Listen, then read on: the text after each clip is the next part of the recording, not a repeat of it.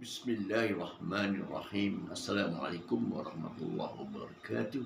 Alhamdulillah, bertemu lagi kita dalam sesi sembang ilmiah umrah bersama saya dan Puan Hajah Mazir. Jadi, dalam siri ini kita akan memfokuskan dua lagi tempat lawatan di Makkatul Mukarramah.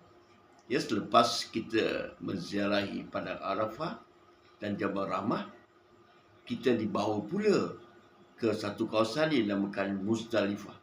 Ya, Muzdalifah ni ialah sebagai transit sebelum diberangkat pula ke Mina.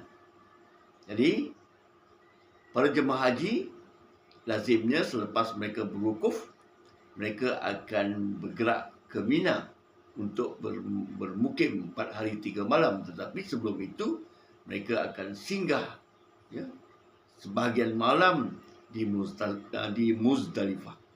Ya, Muzdalifah. Jadi sekarang bersama dengan Puan Malaysia, kita tengok apa sejarahnya Puan Malaysia. Sejarah Muzdalifah. Ya. Salah satu kawasan Masyair Haram, iaitu kawasan Tanah Haram yang menjadi pusat bagi ibadat haji. Jemaah haji wajib bermabit di sini sebelum bermukim 4 hari 3 malam di Mina. Di sini para jemaah haji disunatkan mengutip 7 biji anak batu untuk lontaran Jamratul Aqabah pada 10 Zulhijjah. Ya. Masyair Haram Muzdalifah ini merupakan salah satu dari Masyair Haram, iaitu Tanah Haram yang Allah syariatkan untuk kerja-kerja haji. Ya. Jadi lazimnya para jemaah haji selepas berwukuf di Arafah akan dibawa ke sini terlebih dahulu untuk bermabit.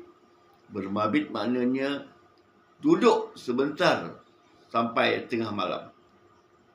Selepas tengah malam baru diangkut ke Mina pula untuk bermukim 4 hari 3 malam untuk melontar Jamratul, ya, Aqabah dan jamrah-jamrah yang lain. Ya. Jadi para jemaah umrah hanya lalu kawasan ini, tidak singgah. Ya, lalu saja untuk mengambil maklum, mengambil perhatian dan pengalaman. Ya, sekiranya mereka dipanggil untuk mengerjakan ibadah haji. Okey, ya. Muzdalifah. Okey. Seterusnya kita akan pergi ke satu tempat ziarah yang sangat penting juga, iaitu apa pun Mazia? Mina. Mina, ya.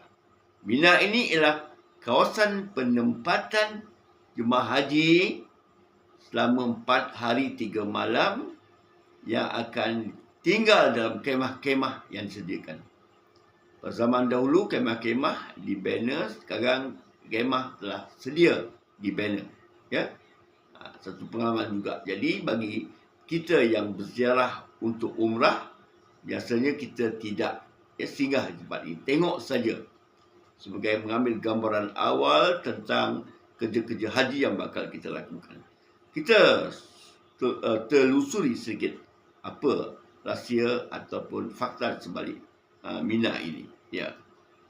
Puan Mazia. Sejarah Mina. Ya. Satu lagi lokasi Masyair Haram.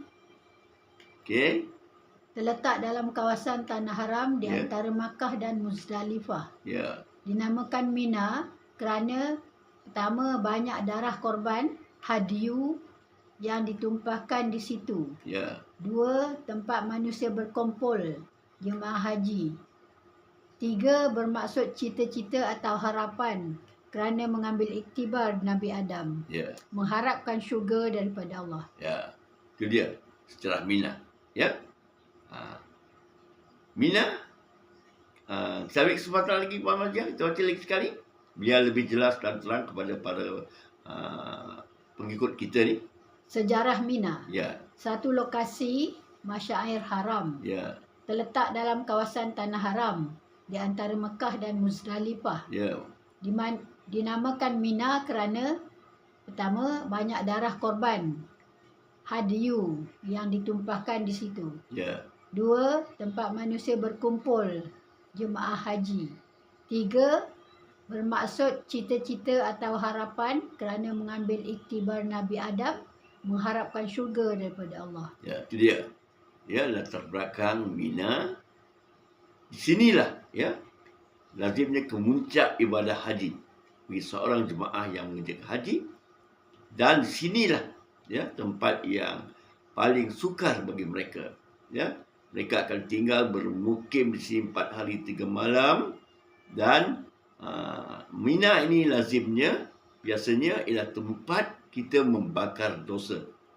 Di sini suasana sangat panas dan kita akan rasa begitu sukar ya menghadapi 4 hari 3 malam itu. Dan kita isi masa 4 hari 3 malam itu dengan melontar jamrah ya. 3 hari pada hari-hari tasyrik. Jadi kita menziarah tempat ini mengambil iktibar. Terlihat macam mana rupa kemah-kemah yang bakal menjadi penempatan kita sepanjang berada di Mina nanti. Ya, kita ambil, tengok pengalaman dia macam mana. Kurang-kurangnya dengan pengalaman awal yang ada, jadi kita tidak terperanjat lah. Ya, sekiranya kita ditempatkan di sini nanti. Okey, ya. Itu tentang Mina. Nanti akan datang kita akan pergi tempat lain pula. Apa di bawah dia? Jabal Nur. Jabal Nur ini kita lazimnya bagi kita yang menjadi dalam Allah dalam umrah, lepas kita bergerak ke ni, kita akan lalu di kawasan Jabal Nur yang kita akan ceritakan dengan lebih komprehensif lagi dalam sesi kita yang akan datang. Ya. Semua tempat ziarah di Mekah ini ada kaitannya dengan ibadah haji dan juga dengan rapat dengan kisah hidup Nabi Muhammad sallallahu alaihi wasallam. Contohnya Jabal Nur ini tempat Nabi menerima wahyu yang pertama, pelantikan baginda sebagai rasul. Ya, kita akan singkap sejarahnya dengan tuntas, lebih komprehensif dan detail dalam sesi yang akan datang. Ya.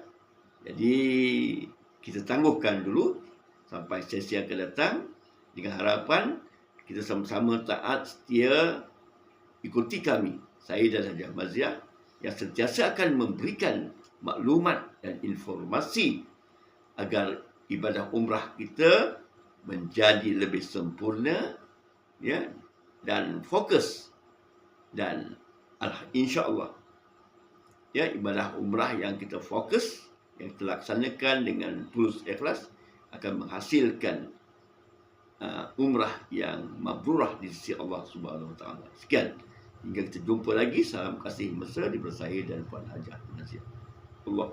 Assalamualaikum warahmatullahi wabarakatuh.